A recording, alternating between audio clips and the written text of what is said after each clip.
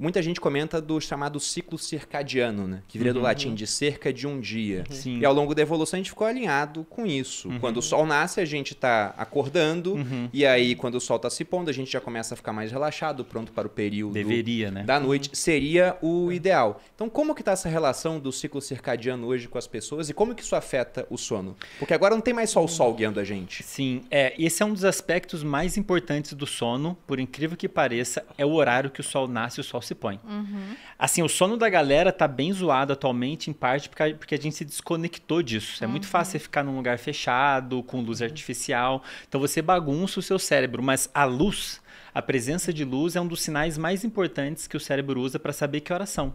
Quando tem luz, ele fala, ó, a hora, o dia começou, vamos lá, tocar o terror. Quando não tem mais luz, o dia acabou. E agora é muito fácil, como eu disse, a pessoa com luz artificial, o sol se põe e você ainda continua tendo luz, o cérebro não sabe que horas são e você afeta vários processos no corpo. Produção de hormônios, melatonina, seu cérebro acha que é dia ainda. E isso atrasa, é muito fácil as pessoas errarem no horário de dormir. Esses comentários do JJ, ele não está errado. Em boa parte, um dos maiores desafios das pessoas hoje é conseguir dormir na hora certa. Sim. Se você vai acordar às 5 da manhã, tudo bem, mas você tem que estar dormindo umas 10 no máximo. 10 da noite no máximo. Tem algo que afetou muito isso, principalmente, né, nesse período, claro, de algum tempo para cá, mas principalmente no período pandêmico para frente, é o uso excessivo de telas.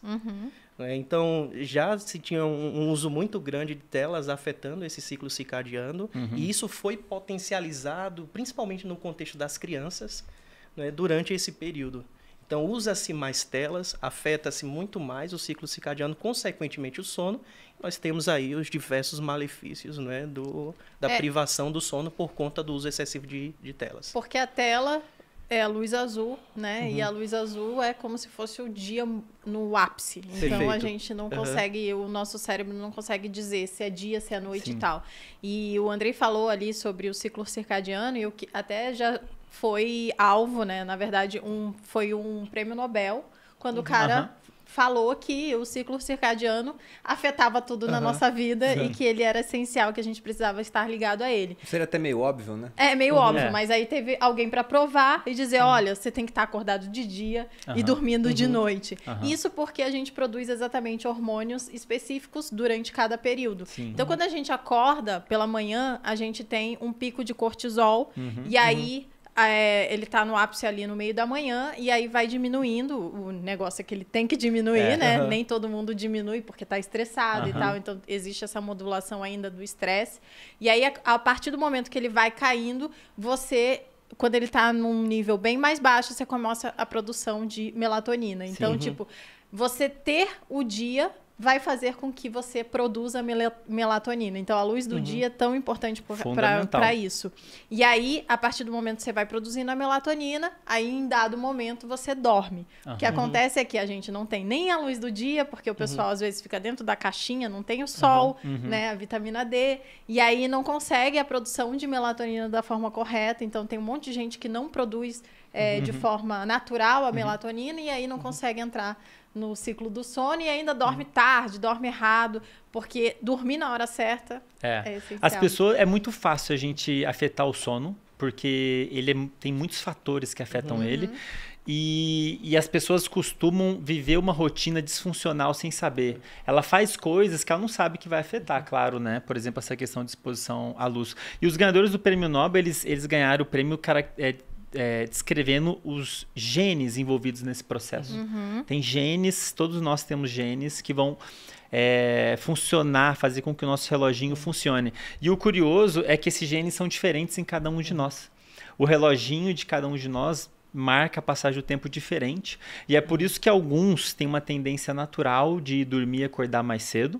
E alguns têm uma tendência natural de dormir e acordar mais tarde. Aí vem a treta. Então,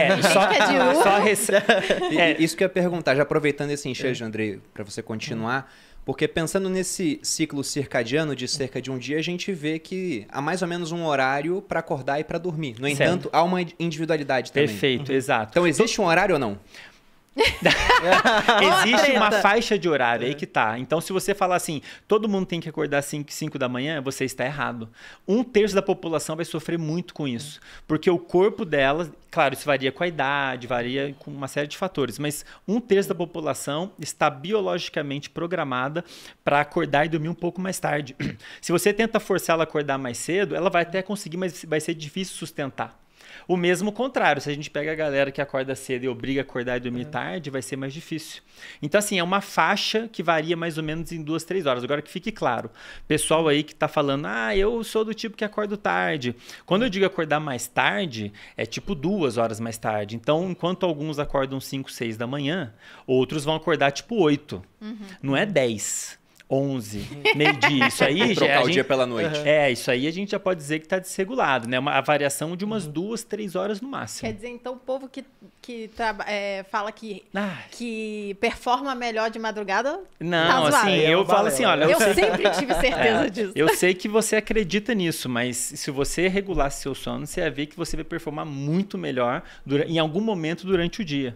Porque se a pessoa está achando que está performando bem de madrugada... Nós somos animais diurnos, né? Noturnos não existem.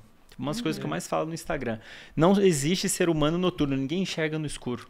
Se fosse pra gente performar bem à noite, a gente... Experimenta desligar as luzes depois que o sol se põe. Você vai ver quanto tempo vai levar pra você sentir sono. Você vai sentir sono naturalmente, assim. O sono vai vir muito antes do que você imagina. Não, quando eu estava no meio do mato, lá no tempo de militar, era assim.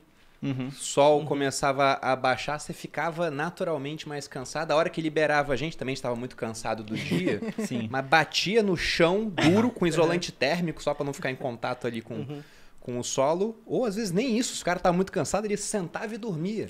Eu lembro que teve um amigo meu que na hora do jantar deram uma maçã de sobremesa. A gente comendo a maçã assim, de repente chegou a hora de ajustar de novo o dispositivo, entrar em forma, né? Eu procurando ele tava dormindo com a maçã na boca, assim.